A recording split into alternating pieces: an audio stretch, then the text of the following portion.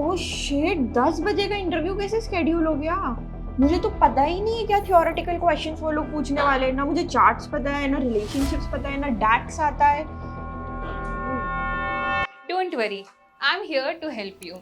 आज की इस वीडियो के अंदर हम बात करने वाले हैं पावर बीआई के उन क्वेश्चंस के बारे में जो कि आपको हेल्प करेंगे in the starting 5 minutes of your technical round.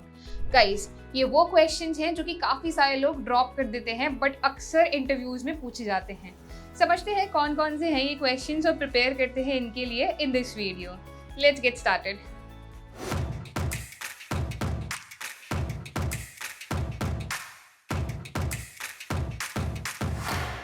Let's start with the first question, जो कि है what is DAX and how does it differ from M, which is a formula language in Power BI. DAX is data analysis expression and it is used in Power BI for calculations and analysis at the model level, जैसे कि measures, calculated columns and calculated tables. वहीं at the same time, M language is used in Power Query to transform and clean data before it reaches the data model. इस तरह से हम लोग इन दोनों के बीच में डिफरेंस बताएंगे। सेकेंड क्वेश्चन आता है to differentiate between calculated columns and measures in Power BI. Another question जो कि काफी ऑफन पूछा जाता है। देखो, calculated column adds a new column in your table and it's calculated row by row, जैसे कि किसी डेट से मंथ निकालना है, क्वार्टर्स अलग निकालने हैं या फिर कंडीशनल स्टेटमेंट्स लगाने हैं किसी भी कॉलम पे, तो वहां पे हम लोग कैलकुलेटेड कॉलम यूज करते हैं। Measures on the other hand they perform calculations on aggregated level, जैसे कि टोटल एवरेज या प्रॉफिट या फिर सेल्स या फिर कैंसिलेशन रेट्स। एग्जाम्पल यहाँ पे हुआ कैलकुलेटेड कॉलम का कि जैसे मुझे प्रॉफिट निकालना है जिसके लिए मुझे रेवेन्यू माइनस द कॉस्ट करना पड़ेगा। एंड वही ऑन द अदर हैंड अगर मेजर कैलकुलेट करना है टोटल प्रॉफिट का तो सम ऑफ रेवेन्यू देके माइनस करना पड़ेगा सम ऑफ कॉस्ट को। तो मेजर को तब यूज करते हैं जब आपको डैशबोर्ड पे केपीआई या समरी चाहिए होती है, और कॉलम्स को यूज किया जाता है with in the table. Video में आगे बढ़ने से पहले अगर आप अपना करियर बनाना चाहते हैं into the field of data analytics and ढूंढ रहे हैं एक ऐसा कोर्स जो कि सब कुछ कवर करे, Excel, SQL, Power BI, Python, machine learning, everything, jobs पे अप्लाई करने से लेके जॉब की प्रिपरेशन तक, सॉफ्ट स्किल्स से लेके टेक्निकल स्किल्स तक, then WS CubeTech has got you covered with our data analytics mentorship program, जिसका नया कोहॉर्ट काफी जल्द शुरू होने वाला है। अगर आप भी इस कोहॉर्ट का पार्ट बनना चाहते हैं then check out the link given in our description. Next question is what is data refresh in Power BI? Data refresh का मतलब है लेटेस्ट डेटा को पावर बीआई में लोड करना। अगर आपने एक्सेल इंपोर्ट किया है तो रिफ्रेश करने पर वो एक्सेल का लेटेस्ट वर्जन लोड करेगा। स्केड्यूल रिफ्रेश भी एक तरीका होता है जो कि सेट किया जा सकता है थ्रू पावर बीआई सर्विस, जहां पे आप अपने रिफ्रेशेस को स्केड्यूल कर सकते हो। Next question is what is power BI gateway. देखो, पावर बीआई गेटवे एक ऐसा कंपोनेंट है जो पावर बीआई सर्विस को अपने ऑन प्रेमिस डेटा सोर्सेज जैसे कि एसक्यूएल सर्वर, ओरेकल या एक्सेल फाइल्स जो कि स्टोर्ड है ऑन प्रेमिसेस, उनसे कनेक्ट करता है। जब आप पावर बीआई रिपोर्ट्स क्रिएट करते हो using data stored within your organisation's firewall, तब गेटवे एक्ट करता है as a secure bridge. Example, मान लीजिए आप एक कंपनी में काम करते हो जहां data on premise SQL server पे स्टोर्ड है। आपने एक पावर बीआई रिपोर्ट बनाई जो ये डेटा यूज करती है। अगर आप चाहते हो कि ये रिपोर्ट ऑटोमेटिकली रिफ्रेश हो जाए पावर बीआई सर्विस में बिना आपके मैन्युअली ओपन करे, तब आपको पावर बीआई गेटवे इंस्टॉल करना पड़ेगा ऑन द मशीन जो सर्वर से कनेक्ट हो सकती है। पावर बीआई रिपोर्ट क्लाउड में है पर डेटा लोकल सर्वर में है एंड गेटवे इसमें एक्ट करता है एज दोनों के बीच का ब्रिज। नेक्स्ट क्वेश्चन है what are composite models in Power BI. Composite models allow mixing, import plus direct query data sources in one model. ये फ्लेक्सिबिलिटी देता है कि आप कुछ टेबल्स इंपोर्ट करो फास्ट परफॉर्मेंस के लिए और कुछ टेबल्स को लाइव क्वेरी करो रियल टाइम इनसाइट्स के लिए। नेक्स्ट क्वेश्चन है what is AI visuals in Power BI, explain one. देखो, इसमें आंसर इस तरह से दोगे कि in Power BI there are 4 AI visuals. One is the composition tree, second one is Q and A, third is smart narrative, fourth is key influencers. अब इनमें से कोई भी एक्सप्लेन करना है तो you can pick any one. For example let's pick decomposition tree. Decomposition tree is use जब आपको किसी भी चीज को फर्दर एनालाइज करना है हाई वैल्यू या लो वैल्यू के बेसिस पे। For example let's say I have been given profits. Now profits based on higher value of countries, मुझे उसको डिकम्पोज करना है, अलग अलग ब्रेकडाउन्स में डालना है, तो there I will be using decomposition tree. Further मैं और कॉलम्स भी यूज कर सकती हूँ, जैसे कि profit divided within the country, divided within the cities, divided within the stores and the category of the products, जो कि और ज्यादा डिकम्पोज दिखाएगा कि कहाँ से एक्चुअली टोटल रेवेन्यू हमारा आ रहा है या टोटल प्रॉफिट आ रहा है with in the total profit category. Next question आता है जो कि डार्क्स का है, which is often asked, that is the difference between all selected and all except। देखो, all of these functions deals with the filters, that how they remove filters from your data. Now let's take example of all. All removes any filter on the visual level and any filter which is coming from the outside of your visual, be it from a slicer or from any other visual. Second is all selected. All selected rejects any filter on the visual level but accepts a filter from outside. All rejects from both the sides, all only accepts from inside and rejects from outside. On the other hand, all except को कैसे explain करोगे?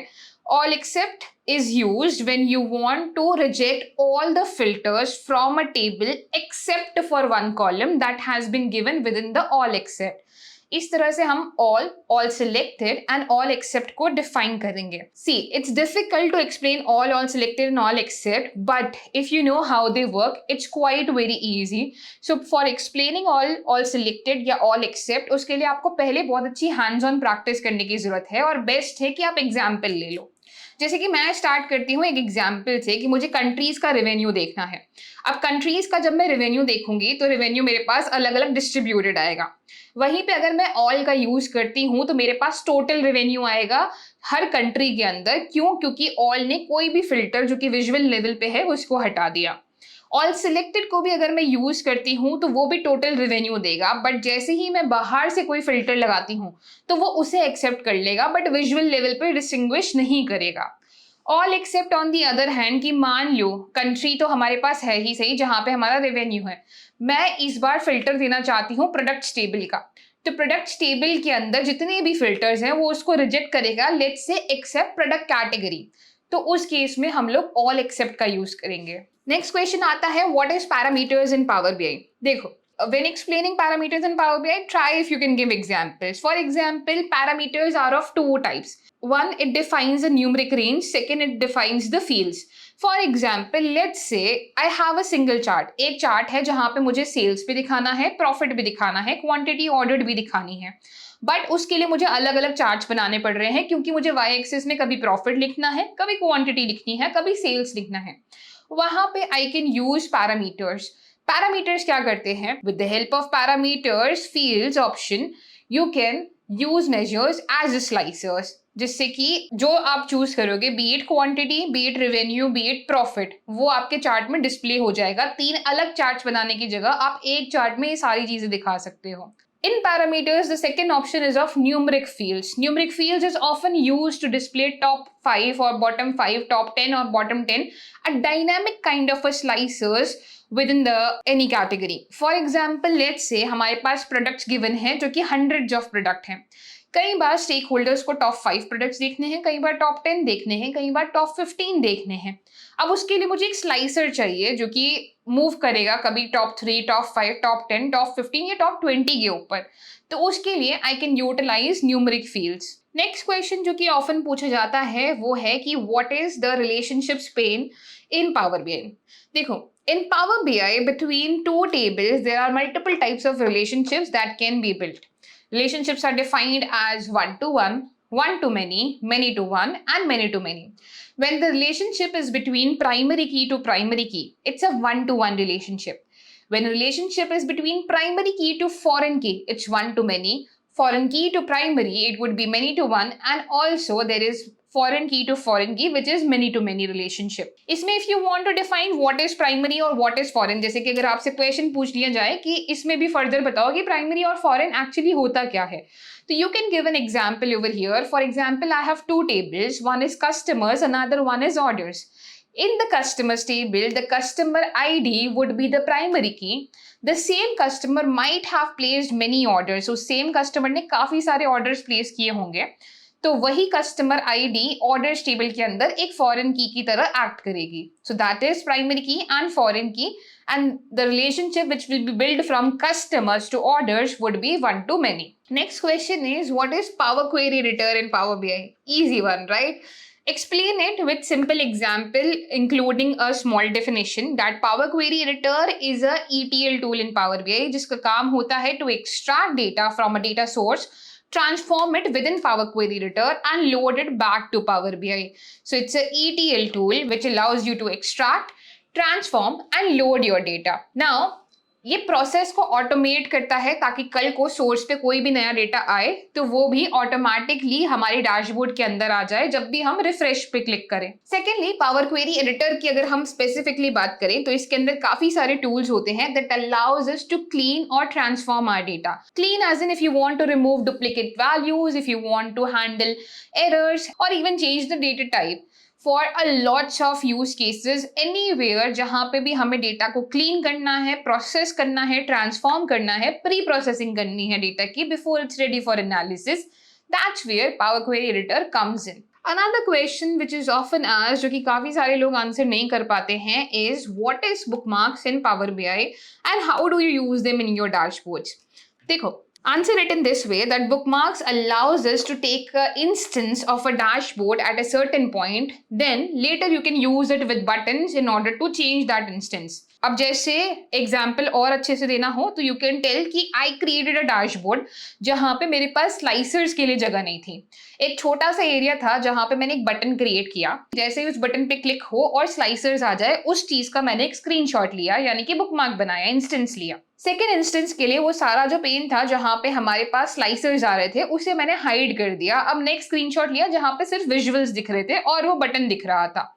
ऐसे में now I can show that button और I can give the task to that button कि when click on this button open the slicer. That's how bookmarks can be utilized. It takes an instance of your dashboard and can be utilized within the buttons as well. So guys, ये थे कुछ popular questions जो कि often Power BI के अंदर पूछे जाते हैं. These are all theoretical questions where you should be ready with the one-liners of definition.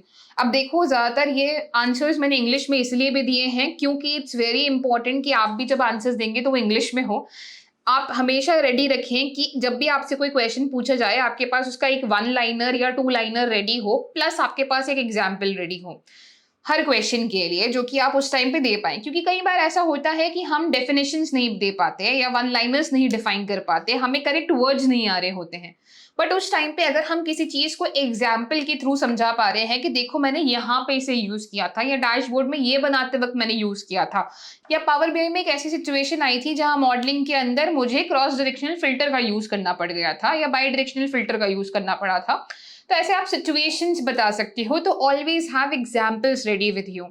Plus try कि ये वन लाइनर्स जो भी हों ये सारे आपके पास इंग्लिश में रेडी हों, बिकॉज व्हेन आप इंटरव्यू के लिए अपीयर होंगे तो वहां पे आपको आंसर्स भी इंग्लिश में ही देने पड़ेंगे. तो आई होप क्लियर है. तो इसको एक बोनस टिप समझिएगा एंड चाहे तो आप प्रैक्टिस भी कर सकते हो कोई भी आई टूल का यूज करते हुए जहां पे you can ask it to ask questions related to Power BI, या फिर ये सारे क्वेश्चंस आप अपलोड कर सकते हो जो कि मैंने यहाँ पे पूछे हैं और इनको आंसर खुद से कीजिए. Try to give answers in English. Ask ChatGPT to rate you based on your answer from 1 to 5 और 1 to 10. उसके बेसिस पे आपकी प्रैक्टिस भी अच्छी होगी, plus you will gain more confidence in terms of how you are explaining your answers. I hope ये video clear है और क्लियर है कि किस तरह के क्वेश्चंस पावर बीआई इंटरव्यू में पूछे जाते हैं जब बात आती है थ्योरेटिकल क्वेश्चंस की. लेट अस नो इन दी कमेंट्स अगर आप चाहते हैं कि मैं एक ऐसी ही वीडियो और बनाऊं बट इस बार प्रैक्टिकल क्वेश्चंस के बारे में जो कि अलग अलग कंपनीज के अंदर पूछे गए हैं. I hope you all enjoy this video. If you enjoy this video and learn something from it, so do like, share and subscribe, and for more such videos stay tuned guys. Thank you.